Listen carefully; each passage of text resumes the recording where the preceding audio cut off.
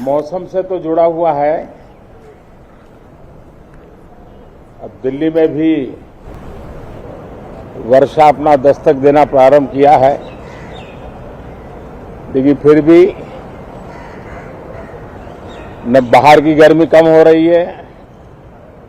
और पता नहीं अंदर भी गर्मी कम होगी कि नहीं होगी। ये कालखंड एक प्रकार से बहुत महत्वपूर्ण है। ये आजादी के अमृत महोत्सव का कालखंड है। 15 अगस्त का विशेष महत्व है और आने वाले 25 साल के लिए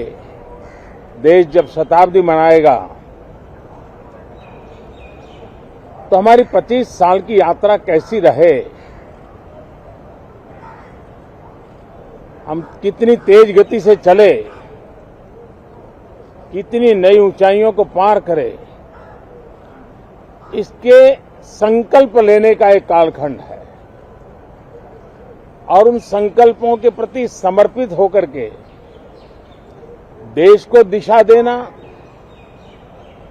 सदन देश का नेतृत्व करे,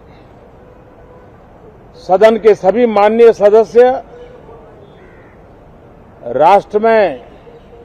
नई ऊर्जा भरने के लिए निमित्त बने, उस अर्थ में ये सत्र भी बहुत महत्वपूर्ण है। ये सत्र इसलिए भी महत्वपूर्ण है कि इसी समय राष्ट्रपति पद और उपराष्ट्रपति पद के चुनाव हो रहे हैं। आज मतदान भी हो रहा है और इसी कालखंड में देश को नए राष्ट्रपति, नए उपराष्ट्रपति, उनका मार्गदर्शन प्रारंभ होगा।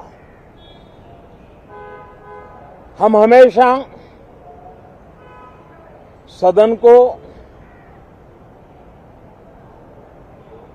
संवाद का एक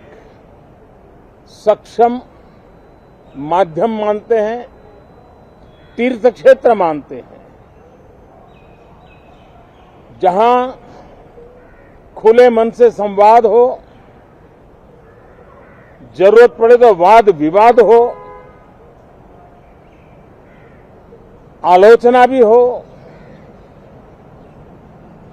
बहुत उत्तम प्रकार का एनालिसिस करके चीजों का बारीकियों से विश्लेषण हो,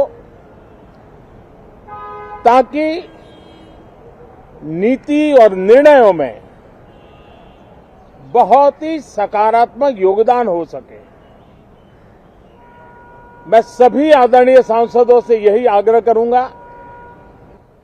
कि गहन चिंतन, गहन चर्चा, उत्तम चर्चा और सदन को हम जितना ज्यादा प्रोडक्टिव बना सके, सदन को जितना ज्यादा फ्रूटफुल बना सके, उसलिए सबका सहयोग हो और सबके प्रयास से ही लोकतंत्र चलता है, सबके प्रयास से ही सदन चलता है, सबके प्रयास से ही सदन उत्तम निर्णय करता है। और इसलिए सदन की गरिमा बढ़ाने के लिए भी हम सब अपने कर्तव्यों का निर्वाह करते हुए इस सत्र का राष्ट्रहित में सर्वाधिक उपयोग करें और हर पल याद रखें कि आजादी के लिए जिन्होंने अपनी जवानी खपा दी, अपना जीवन खपा दिया, जिंदगी जेलों में काटी, कुछ ने शहादत स्वीकार की,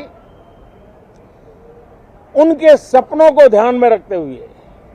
और जब 15 अगस्त सामने है तब सदन का सर्वाधिक सकारात्मक उपयोग हो, यही मेरी सबसे प्रार्थना है। आप सबका भी बहुत बहुत धन्यवाद।